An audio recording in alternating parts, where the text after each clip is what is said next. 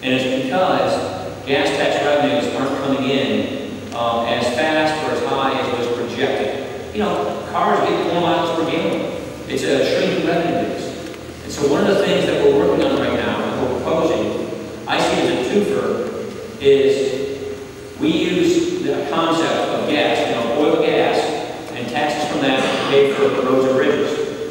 Well, let's go one step further and open up oil and gas exploration in America, natural gas, oil, in an intermountain region, and Gulf of Alaska, and get the revenues from that, which will be tremendous revenues in the federal government, to put in the Highway Trust Fund to increase the infrastructure we have in this country and the maintenance of our infrastructure.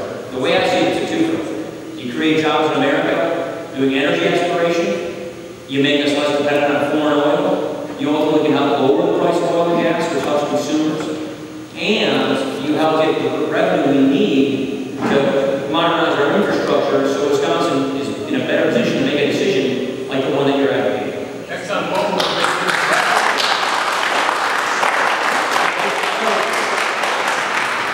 I'll just say on the 794 idea, this is the first I've heard of this. I've not heard of because they're focused on, you know, the zoo, the Mitchell, and I-94 corridor.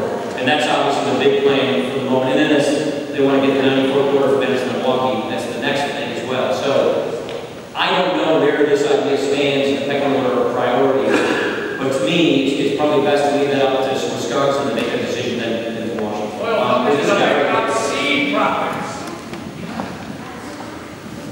Mr. Randall, I'd like to personally thank you for taking the time to come here.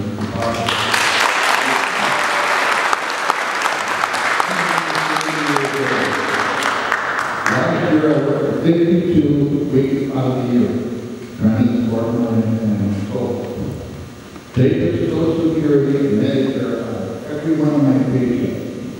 What I don't understand is why they gave them the state of the New York Yankees to make $22 million a year, and they only take a little bit out of the first paycheck. Why can't we take the cap off of Social Security? Raise the cap.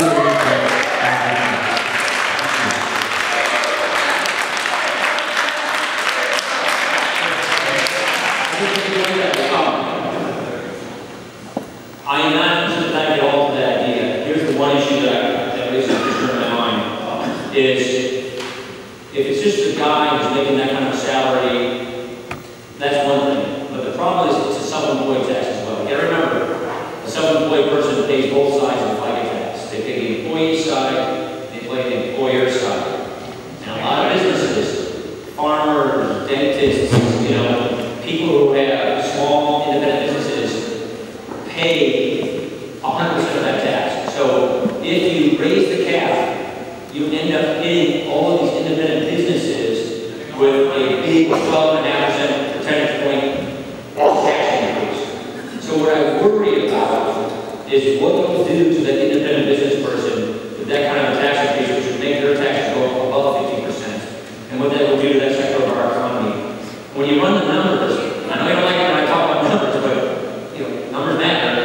It gets you about 6 years of solvency in a 75-year problem. So the problem is it doesn't get you that much savings. And I think the better way to go, to get far more savings to make sure you're solvent, is just stop subsidizing the rich. Cut that guy off after a certain point. You know, don't give the wealthy as much of a benefit increase in Social Security as everybody else gets. You can save so much more money by having a more progressive benefit structure than raising the capital tax. If you could just do the salary person and not get the self-employed person, that would be one thing, but it wouldn't get you that much money at the end of the day. So, I hope